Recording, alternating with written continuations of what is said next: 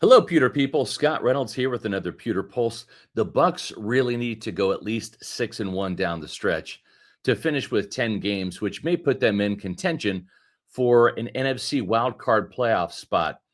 Or if the Falcons implode following their bye week, a 10-7 Tampa Bay team just may steal the NFC South Division crown again.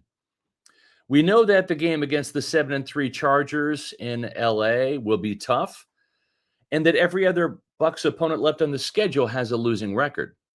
But is there a trap game ahead for Tampa Bay, a loss that maybe nobody sees coming?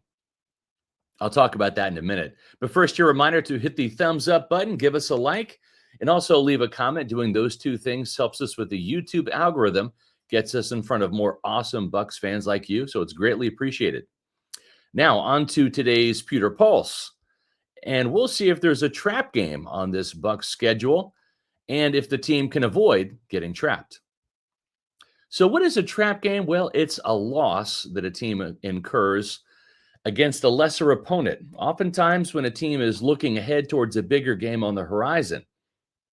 Now, the Bucs have suffered some trap games in recent years. Go back to 2022 when the Bucs lost to the Steelers in Pittsburgh at the hands of rookie quarterback Kenny Pickett and backup Mitch Trubisky, then had a hangover loss against third-string quarterback P.J. Walker in Carolina, losing to the lowly Panthers 21-3, even with Tom Brady as quarterback. Then, coming out of the bye week in 2022, the Bucs lost in overtime at Cleveland against Jacoby Brissett.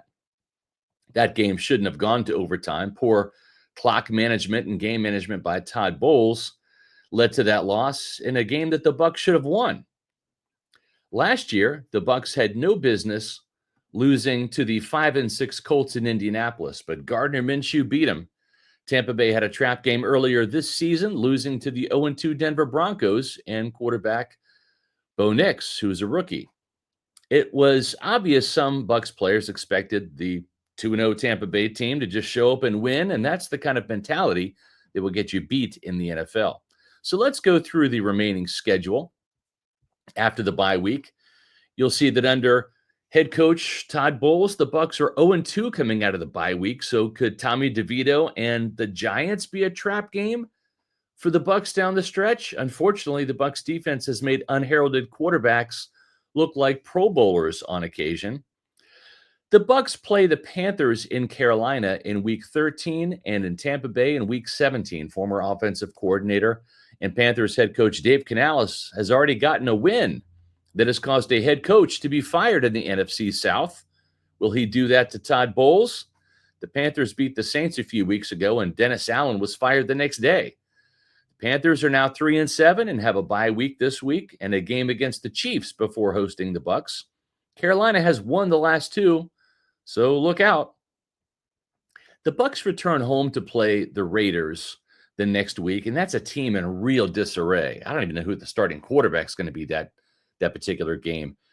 So if the Bucs are going to have a trap game, it almost feels like it would be maybe against New York on the road or a division rival like Carolina.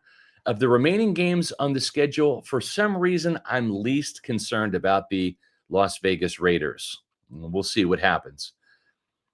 Now, I'm not saying that the Buccaneers automatically lose in LA against the Chargers, but if we're talking about trap games, this game in Week 15 doesn't really qualify. Jim Harbaugh's squad should be favored to win at home against Tampa Bay. So let's skip that game and look at the following week in Dallas. The Cowboys are bad this year. They already lost their starting quarterback, Dak Prescott, who's out for the year. But they have one thing working for them. This game is on Sunday night, unless it's flexed out, which could happen. And Tampa Bay is 0-3 this year in primetime games. So if it stays in primetime, well, it could be a trap game. If it's flexed to the afternoon, I actually like the Bucs' chances better. This team does not play well on national TV under the lights for some reason. So after the home game against the Panthers in Week 17, if the Bucs haven't been tripped up in a trap game by then, another team outside of the Chargers, well, it could come down to the season finale against the Saints. New Orleans is now 5-7, and has almost caught Tampa Bay for second place behind Atlanta. The Saints have tough games ahead with the Commanders and the Packers, so they could be out of playoff contention by the season finale, or they could be in the thick of it. But here's the thing with New Orleans. The Saints actually play better against the Bucs in Tampa Bay than they do in New Orleans at home in the Superdome. The Saints are 5-1 in the last 6 games played in Tampa Bay, including a 23-13 win last year over the Bucs, where, if you remember, all Tampa Bay had to do was beat the Saints in their home finale, and they win the division title.